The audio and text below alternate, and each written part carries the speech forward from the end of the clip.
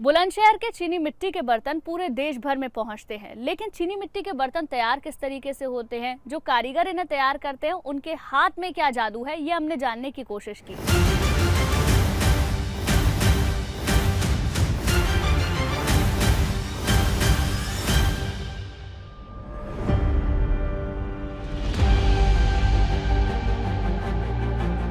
सियासी मिजाज और लोगों के मूड को समझने के बाद बुलंदशहर के हालात और मुद्दों को समझना जरूरी हो गया था और फिर हम पहुंचे उस जगह जिससे बुलंदशहर की पहचान है।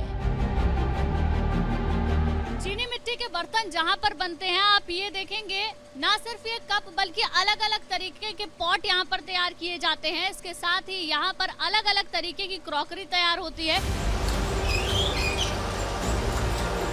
चीनी मिट्टी से बनने वाले तरह तरह के बर्तन बुलंदशहर की गलियों से निकलकर विदेशों तक जाते हैं, जिसे बनाने में कड़ी मेहनत लगती है।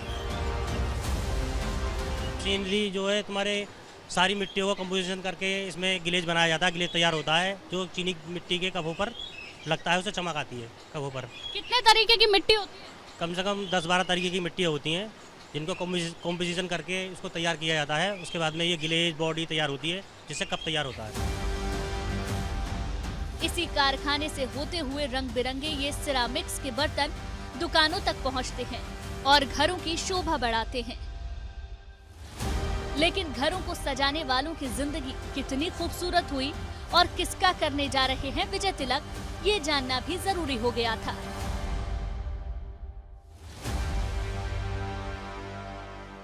आपका बड़ा काम है यहाँ पर कप का, तो इस बार किसे पिला रहे हैं चाय? चाय तो किसी को भी बुलाएंगे जो अच्छा काम करेगा हमारी इंडस्ट्रीज के लिए। हाँ।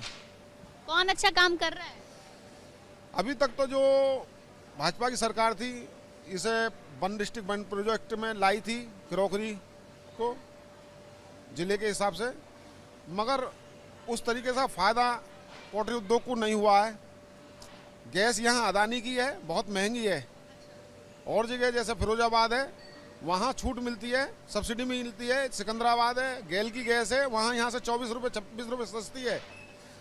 आज यहाँ ये कगार की बंद होने की कगार पे है क्रॉकरी का काम।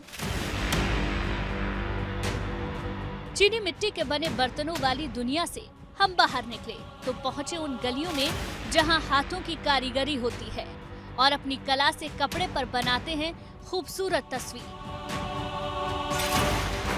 तो बुलंदशहर के कई इलाकों में ये काम होता है, लेकिन खास तौर पर अगर देखें तो सिकंदराबाद में कढ़ाई होती है। हमने बात भी करने की कोशिश की, अलग अलग कपड़ा होता है, अलग अलग इसका दाम मिलता है क्योंकि कढ़ाई भी अलग अलग तरीके की होती है। कुछ नेट पे होती है, कुछ कपड़े पर होती है, धागे से भी होती है, मोती से भी होती है और उसी के हिसाब से यहाँ के कारीगरों को इसका दाम मिल पाता है। घर में दाखिल हुए तो कई लोग काम में व्यस्त नजर आए।